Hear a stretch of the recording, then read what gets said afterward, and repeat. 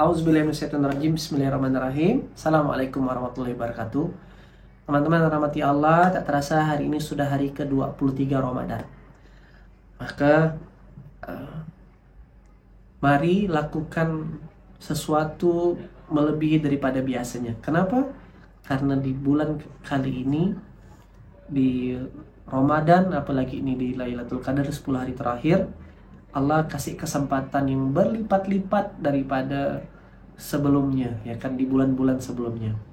Kalaulah kita tuh datang ke satu pasar, lalu di pasar itu terjadi diskon besar-besaran, maka orang berlomba-lomba belanja. Saya ngeliat kemarin ada sahabat saya, Mbak Tiwi, lagi lelang lagi ngelelang baju, ya kan, yang harganya 300.000 dijual cuma 50.000 di TikTok. Bayangkan Bang Nabil, dalam waktu hitungan cuman 5 menit habis ratusan pieces. Di hari kedua 1 menit, hari ketiga gak sampai 1 menit. Nah, bayangkan orang hanya untuk berpenampilan baik itu berbondong-bondong ribuan orang. Nah, dan itu balasannya adalah good looking, berpenampilan baik. Nah, tidakkah kita berpikir, kenapa kita tidak punya keyakinan yang sama untuk mencoba bukan hanya penampilan yang baik, tapi punya catatan amal yang baik? Nah, kalau kita mau merogoh kocek ratusan ribu, jutaan, bahkan puluhan juta berbelanja, ya kan, maka rugi sekali rasanya kalau kita tidak mengeluarkan hal yang sama untuk belanja kebaikan. Nah, maka di Quran Allah sebutkan, ya kan, amalan pengunci di setiap amalan itulah namanya berbagi. Jadi orang yang sholat, orang yang baca Quran, orang yang nolong orang lain, Allah akan balas konversinya dengan rezeki. Salah satu komponen rezeki yaitu adalah harta. Nah, salah satu komponen rezeki adalah harta. Salah satu. Jadi ketika orang setelah berbuat baik tadi itu, setelah ngaji, setelah sholat, dan saya rasakan sendiri, lalu Allah balas kebaikan itu. Selain sehat, cerdas, balasannya harta. Nah, disinilah kadang nih Bang Nabil dan kawan-kawan semua, banyak orang yang tidak lulus. Ketika dia semangat ngaji, dia semangat puasa, dia semangat sholat, tapi ketika balasan satu dari amalan tadi dibalas Allah berupa salah satu rezeki yang namanya harta, dia lupa untuk menjadikan harta gulungan amalan lagi untuk tanda kutip tadi yang sebut belanja kebaikan. Kalau sholat, ngaji, kita melakukan kebaikan, dengan harta kita bisa belanja kebaikan. Kenapa saya sebut belanja kebaikan? Karena dengan harta kita bisa bantu anak yatim. Dengan harta kita bisa bantu wakaf Quran. Dengan harta, jadi ada orang pergi wakaf Quran, itu udah kebaikan. Kita bantu lagi, maka kita belanja kebaikan namanya. Nah, ada anak yatim menghafal Quran, dia sudah berbuat baik. Dengan kita support dia menghafal Quran, kita belanja kebaikan. Proses belanja kebaikan inilah yang banyak orang jarang lakukan. Itu kenapa di bab dimensi berbagi, Allah tuh ngasih balasan terang-terangan. Allah sebutkan di surah Al-Baqarah ayat 245, Allah, barang siapa yang memberikan pinjaman yang baik kepada Allah, Allah akan balas pinjaman kebaikan itu. Di surah Al-Baqarah ayat ke-261 Allah sebutkan, orang yang berinfak di jalan Allah itu seperti orang yang menanam satu benih yang menjadi tumbuh menjadi 7 tangkai, setiap tangkai berbuah 100 buah, jadi 700 buah. Bahkan itu ayat motivasi. Bahkan di dimensi berbagi Allah sebutkan wa anfiqu mimma razaqnahum min qabli ayyati ahdakumul maut. Ini dimensi ancaman, di mana orang yang sudah mati melobi Allah, ngemis-ngemis kepada Allah, minta dibangkitkan. Untuk apa? Bukan buat sholat, bukan buat ngaji. Di surah Al-Munafikun ayat ke-10, ya kan, di surah 63 ayat 10, mereka dibangkitkan minta bersedekah. Kenapa? Karena dia tahu dengan cara bersedekah mereka bisa melakukan belanja kebaikan.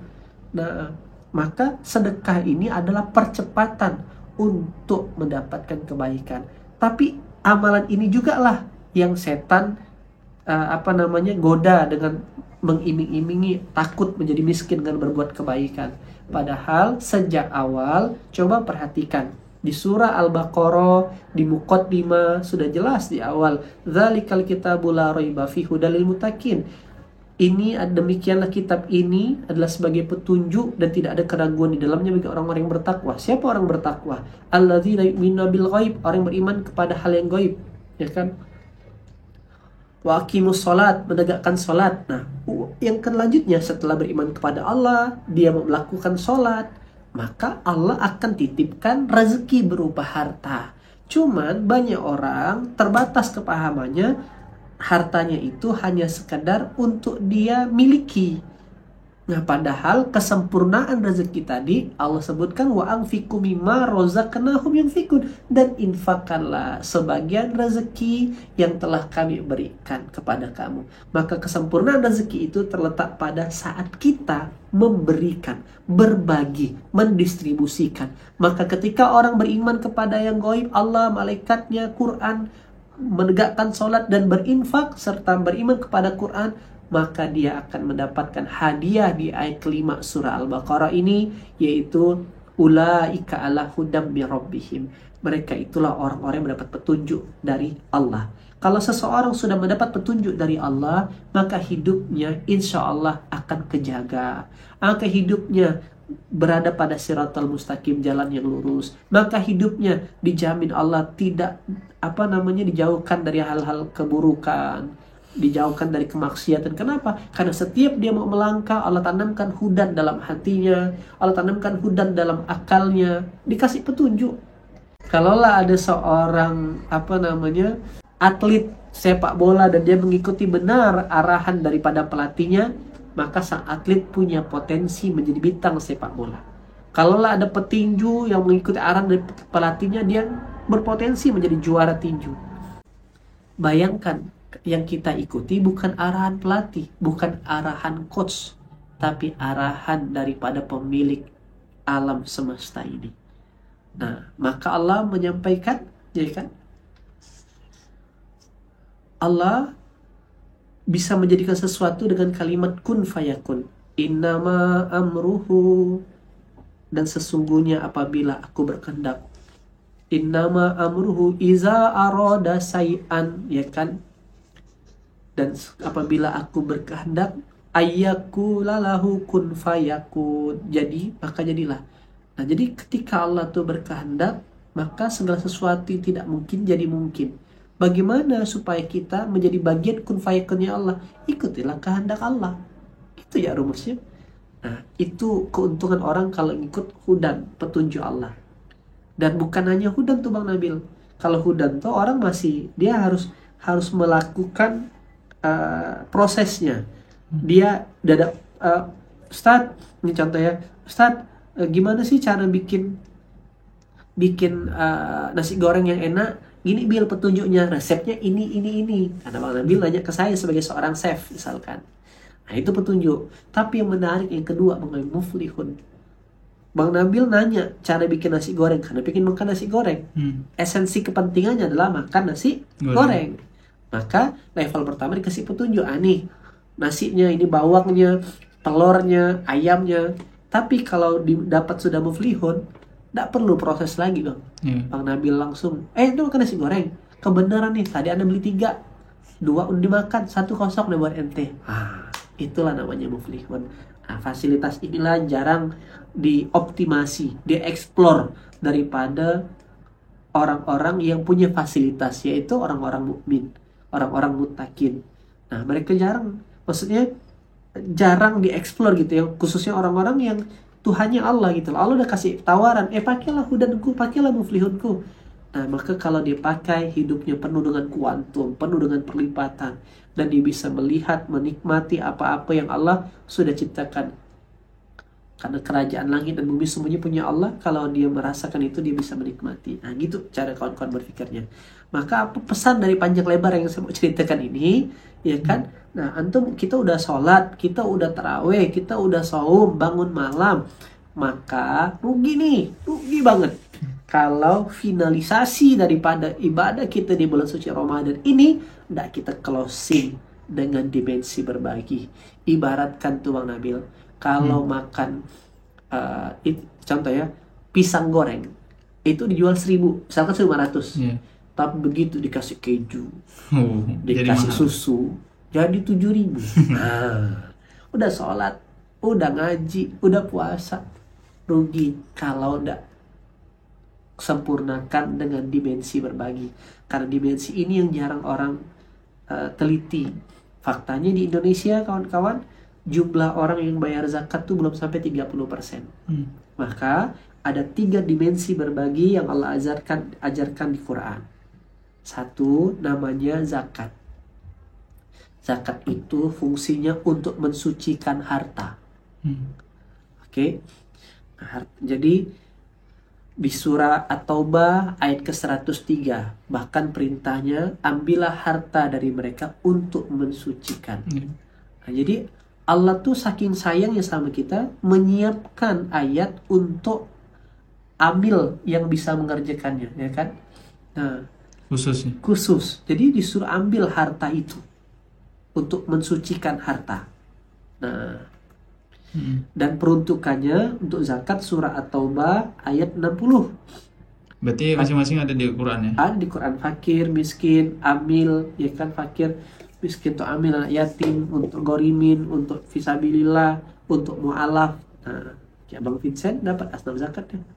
Mu'alaf. Nah, tapi dia mu'alaf influencer susah juga. Ya kan, dia sudah mu'alaf kaya. Nah, jadi zakat tuh mensucikan.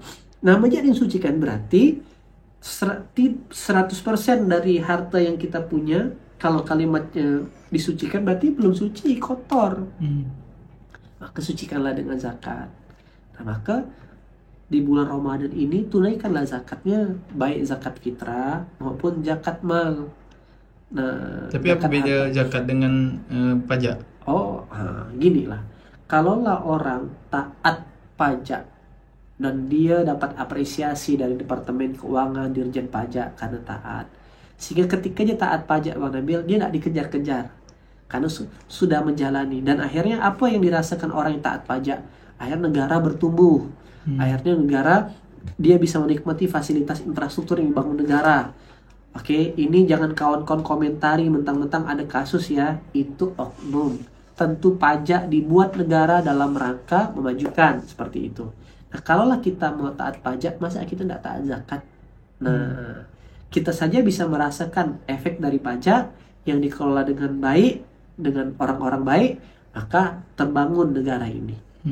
Oke, ya kalau namanya ada kesalahan, itu tetap dimanapun, di mana departemen pun tetap ada, mohon maaf, peluang orang-orang yang mungkin berniat kurang baik, gitu. Tapi kita bicara yang baik itu seperti itu. Nah maka kalau bentuk kita tinggal di negara ini, di tanah air Indonesia ini, dan berkontribusi dalam pembangunan, kita taat pajak secara sadar. Efeknya kepada kita, selain manfaat itu, ya kita tidak dianggap sebagai orang yang ingkar atau tidak bayar pajak, yang akhirnya dikejar-kejar, tidak tenang, dan akhirnya jadi salah. Nah, tidakkah kita berpikir untuk taat zakat sebenarnya? Nah, yang sebenarnya bayarannya lebih besar daripada manfaat hanya sekedar pajak tadi. Taat zakat kan jaminannya lebih besar. Jaminannya, karena yang menjamin bukan negara, tapi yang punya negara di seluruh dunia ini, Allah Rabbul Alamin. Nah, itulah fungsi zakat atas nafas, jantung, atas mata yang sudah dititipkan Allah, yang tidak pernah Allah bayar, tidak pernah, maksudnya Allah tagih gitu ya. Nah, bayangkan kalau Allah tagih nafas, coba kawan-kawan di rumah, kejam mata sebentar ya, macam mana kalau Allah tagih, habis tuh kawan-kawan. Nah, gitu rumusnya. Jadi zakat itu untuk mensucikan. Nah, kemana bayar zakatnya? Silakan ke tempat terdekat. Kalau bingung nanti ada di caption. Nah, kita ada bingung juga, malu bertanya, ya kan? Nah, kita ada kalau ada akun representatif, nah kita juga punya zakat representatif untuk bantu jelaskan kawan-kawan seperti itu. Maka sucikan harta dengan zakat. Nah, itu level yang paling basic, level yang paling dasar. Kalau pingin lebih baik lagi, maka di Al-Baqarah ayat 276 Allah menyebutkan Allah memusnahkan riba dan menjuburkan sedekah. Yamhaqullahu riba wa yurbi sadaqah. Jadi sedekah itu disuburkan Allah. Nah, Artinya bertumbuh ya. bertumbuh. Nah, itulah dimensi paling kecil 10 kali lipat, menengah 700 kali lipat, paling dahsyat tanpa batas. Ya. Nah, dan begitu banyak sudah deh. Kalau searching di Google, di YouTube, keajaiban sedekah itu banyak ceritanya. Nah, masa kita nggak mau coba? Nah, ya kan? Contoh, ada kisah, kalau orang nggak pernah dengar kisah tukang bubur naik haji. Dan nabung dia. Pas dia mau store ONH, tiba-tiba ditelepon sama saudaranya lagi dapat musibah. Akhirnya ya lah, uang itu dia geser ke saudaranya. Agak kecewa, sedih sedikit, tapi itu urgent. Saudaranya dapat musibah. Ternyata memang Allah balas kan. Begitu. Tadi itu baru store. Tapi begitu dia sabar sejenak, ternyata dapat hadiah daripada nama dia keluar sebagai pemenang ONH Plus di rekening bank tersebut. Nah, dan bahkan nilainya lebih besar daripada apa yang didistribusikan. Nah, di sedekah menumbuhkan, menyuburkan. Dan begitu banyak orang-orang yang saya temui hari ini, jangankan yang Tuhannya Allah itu hanya bukan Allah saja Bang Nabil, itu mencintai sedekah. Teman-teman saya yang Tionghoa, ya kan, itu mengimani sedekah, yakin benar mereka dengan dimensi berbagi. Teman-teman di Nasrani, di gereja itu ada persepuluhan, sangat mengimani dengan bersedekah. Masa teman-teman yang udah jelas ditawarkan Allah dengan segala tawarannya 700 kali lipat tanpa batas, tidak beriman. Nah, maka di detik-detik final skor Ramadan ini habis-habis lah gontorkan gitu lah dia. Bingung lagi kemana, banyak nanti di link caption di bawah kita lagi nyiapkan pembebasan lahan Bang Nabil untuk perluasan masjid di kawasan minoritas ini karena jemaahnya makin banyak. Kita ada yang infak cetak hufaz, jadi untuk para penghafal Quran, jadi komitmen 3 tahun. Kita ada juga untuk wakaf Quran, nah, membagikan Quran, dan banyak sekali peluang sedekah.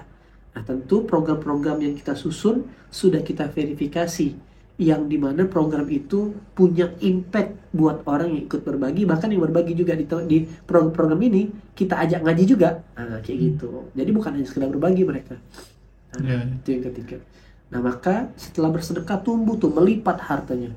Ya kan, melipat, begulung hartanya.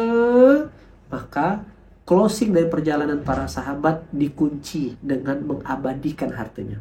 Disucikan, ditumbuhkan, diabadikan. Maksud gimana diabadikan? Kan kita udah ngerancang, udah banyak dapat nih. Rugi dong, udah banyak dapat, akhirnya yang kita nggak sempat menikmati gitu kawan-kawan. Rugi dong kalau kita bukan menikmati. Maksudnya apa? Kita kan, maksud menikmati adalah kita kan akan wafat, akan meninggal. Maka cara terbaik, apa yang sudah kita pernah dapat di dunia agar kita bisa nikmati di akhirat, wakaf, bergeser nih. Maka pahala kan inti daripada zakat, inti daripada sedekah bukan dari hanya sekedar nominal fisiknya atau nilai intrinsiknya kalau mata uang, tapi di catatan amalnya. Nah, wakaf ini menariknya adalah dia tahan pokoknya dan kembangkan. Seperti Bang Nabil pernah waktu umroh ngelihat ada wakaf Utsman bin Affan itu hotel. Padahal itu awalnya di sumur. Betapa beruntungnya Utsman bin Affan, wakaf modal sumur, pahala senilai hotel. Nah, kayak gitu loh cara berpikirnya wakaf itu. Nah, maka sahabat di ending perjalanan hidupnya menyempurnakan hartanya dengan mewakafkan. Rasulullah mewakafkan kebun. Yang diwakafkan tuh bukan barang mati, tapi barang produktif yang menghasilkan buat kebermanfaatan dakwah. Nah, sehingga yang terjadi ketika diwakafkan, maka yang terjadi adalah bertumbuh. Artinya dia orang yang sudah wafat, amalnya tetap melesat. Usia boleh terputus, pahala mengalir terus. Orang yang telah wafat, amalnya tetap melesat. Usianya terputus, pahala mengalir terus, kawan-kawan. Maka kalau analoginya kayak makanan mengambil, seperti kita metik kangkung di parit, maka kan tidak mungkin langsung dimakan. Bekas lumpur lah, ada kotoran lewat lah, sampah. Maka kangkung itu kita cuci dulu. Nah, itulah dibersihkan. Nah, supaya kangkung dengan cah kangkung itu harganya beda. Kangkung mungkin satu ikat cuma 2.000, begitu jadi cah kangkung 25.000, Naik harganya. naik harganya. Nah itulah cah kangkung dimasak, itulah ditumbuhkan dengan sedekah. Nah supaya cah kangkung ini bisa dimakan besok, diamankan, diabadikan, diawetkan, masukkan dalam kulkas. Nah begitulah dimensi berbagi ini teman-teman, ya kan. Semoga kita tidak ketinggalan di bulan Ramadan ini, ya kan, menyempurnakan amalan-amalan kita sebelumnya agar bernilai, punya value, punya nilai lebih besar nilainya di hadapan Allah. Jangan lupa berzakat untuk mensucikan harta, tumbuhkan harta kita di bulan Ramadan ini dengan bersedekah, ya kan, dan ya kan pastikan abadikan. Ya kalau boleh saran ya, pastikan nilai sedekah, nilai kita balikkan ke Allah. Tes deh kalau mau coba jajan lebih besar nominalnya dibanding apa yang kita coba untuk diri sendiri. Misalkan jajan kita punya uang 10 juta Bang Nabil. Nah, ya anggaplah buat yang mau beli baju baru, beli apa 2 juta. 8 jutanya itu orang tua, buat anak yatim, buat saudara, buat keponakan, berbagi ke paman, saudara, kakek, nenek. Nah, gitu. Dan kita lihat apa yang terjadi setelah itu. Pasti nanti lebaran baju Anda terbatas. Allah tidak pernah ingkar. Jangan lupa sempurnakan amalan kita di bulan suci ini dengan berbagi. Wa anfiqu mimma razaqnakum yunfiqun. Selamat praktek. Gitu deh.